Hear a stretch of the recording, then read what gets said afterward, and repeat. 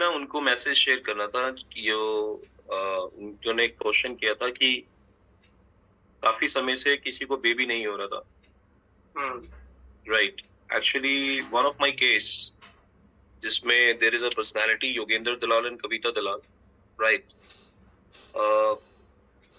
उनको जो मैंने डेमोन्स्ट्रेशन दिया था तो उन्होंने एक्सपेक्टेशन की एक रीत की थी कि रोहित जी की अगर ये मिरेकल वाटर है तो क्या हमारे पिछले 10 साल से बेबी नहीं हुआ, तो क्या वाकई में कोई पॉसिबिलिटीज हो सकती है। तो फिर बाद में मैंने उनसे एक डायरेक्टली ये बात की थी कि पहली बात तो मैं डॉक्टर नहीं हूँ और ये मेडिसिन नहीं है, ये चीज तो क्लियर कर दी। लेकिन एक चीज मैं क्लियर करना चाहूंगा, हमारी जो बॉडी है वो सेलुलर लेवल पे सारा काम करती है। तो सेल्स का डेली बेसिस पे बनना, राइट, ये पानी के अंदर वो 3 प्रॉपर्टीज हैं जिसके थ्रू वो सारी पॉसिबिलिटीज क्रिएट हो सकती है।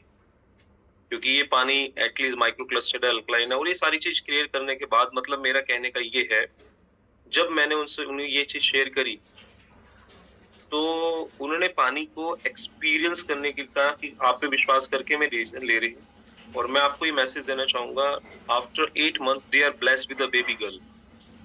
और आज वो 2.5 से 3 साल की है। ठीक है। तो मैं आपको ये बताना चाहूंगा कि उनको जो मैंने मैसेज शेयर किया था वो सिर्फ सिंपल सा ये मैसेज था, किसी भी पर्सन को अगर आप जब कोई व्यक्ति ऐसी एक्सपेक्टेशन कैरी करता है तो उसको आप वो कह सकते हैं जो मैंने भी कहा। सिंपल सी चीज की थी, जब पानी का माइक्रो क्लस्टर हो जाता है वो हमारे सेलुलर लेवल पे जब पेनिट्रेट होता है, सेल्स के अंदर पेनिट्रेट करता है, तो 3 काम एक साथ जब वो करता है, सेल की प्यास बुझती है जिसको हाइड्रेशन बोलते हैं। दूसरा काम, न्यूट्रिशन जब सेलुलर लेवल पे पहुंचता है। और तीसरा, सेल के टॉक्सिन जब रिमूव होते हैं, बॉडी के अंदर ऑक्सीडेटिव स्ट्रेस रिड्यूस होता है। और बॉडी के अंदर जो एसिडिक एनवायरनमेंट क्रिएट हो रहा था, जब बॉडी के अंदर अल्कलाइन डाइट जाती है, एक हेल्दी एनवायरनमेंट क्रिएट होता है, तो सेल्स का मल्टीप्लिकेशन की फास्ट होने की पॉसिबिलिटीज बढ़ जाती है। राइट। हम अपनी ही डाइट से सेल को बना भी सकते हैं, मार भी सकते हैं, लेकिन ज्यादातर लोग अपनी डाइट से सेल को मारते हैं, बनाते नहीं। लेकिन ये एक हमारी बॉडी के अंदर ऐसी डाइट है जो मोर देन 70% जो पानी है वो सेल्स को बनाने की प्रक्रिया को फास्ट कर देता है, जिसकी वजह से जो प्रजनन क्षमता हो सकती है वो बढ़ सकती है। ठीक है ना। This is the thing. ये चीज की और ये चीजें हुई, लेकिन मैंने उन्हें ये भी बोला था, I can not basically guarantee, तो बेसिकली डॉक्टर नहीं दे सकते तो मैं भी नहीं दे सकता। लेकिन जब हम हमारी बॉडी खुद को अपने आप को हील कर सकती है, बशर्ते बशर्ते उसको एक ऐसा एनवायरनमेंट मिलना चाहिए। Simple as that. तो सारा गेम है basically providing the right environment. तो वो एनवायरनमेंट दिया, बॉडी ने खुद बेसिकली ये सारे काम किए, क्योंकि डिहाइड्रेटेड सेल कभी भी एक्ट नहीं कर सकता, हाइड्रेटेड सेल ही कर सकता है।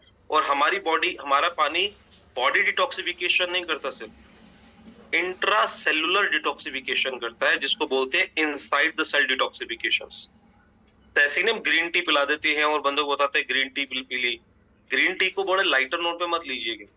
जब कभी आप ग्रीन टी का भी डेमोन्स्ट्रेशन दिखाते हैं, उसको ये बोलिए कि ये जो बॉडी है आपकी, आपके बच्चे की, आपकी बीवी की, आपके पूरे परिवार के सदस्य की, जब आप ये पानी पिला रहे हैं ना, ये पानी सेल के अंदर एंटर करके सेल के अंदर के टॉक्सिन्स को जब यूरिन के थ्रू बाहर निकालेगा ना, तो वो इंट्रा सेलुलर डिटॉक्सिफिकेशन हो रहा है, यानी कि इनसाइड द सेल डिटॉक्सिफिकेशन, जो किसी भी चीज में पॉसिबल नहीं।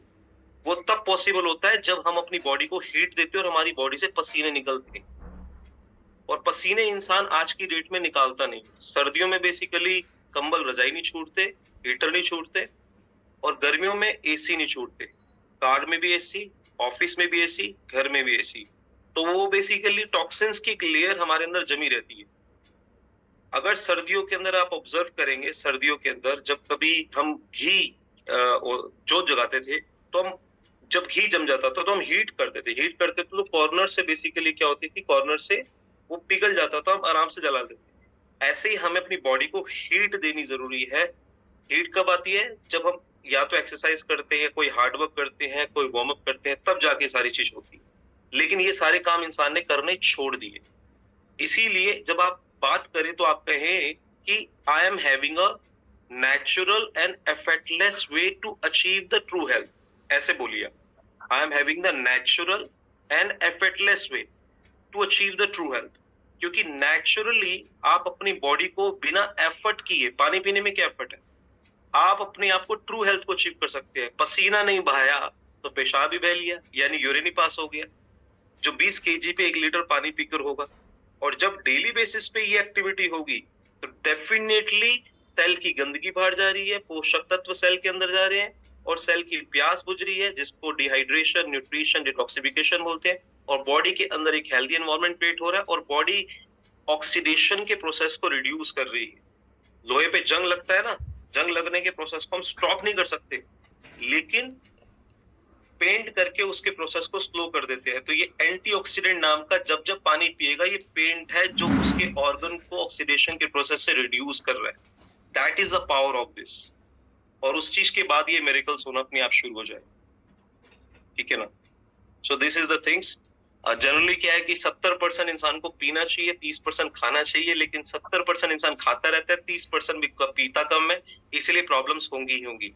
लेकिन जिस दिन ये बैलेंस बनाना शुरू हो गया, तब तो मैं कह रहा हूँ ग्रेट होना शुरू हो जाएगा। 70% हमारी डाइट वाटर है, इसीलिए 70% इंसान को पीना चाहिए। और 70% डाइट वाटर है तो वो जिंदा पानी मिल जाए, एंटीऑक्सीडेंट, अल्कलिनिटी और माइक्रोक्लस्टिड मिल जाए, तो मैं कहता हूँ इससे बेस्ट नेचुरल और एफर्टलेस वे हो ही नहीं सकता ट्रू हेल्थ को अचीव करने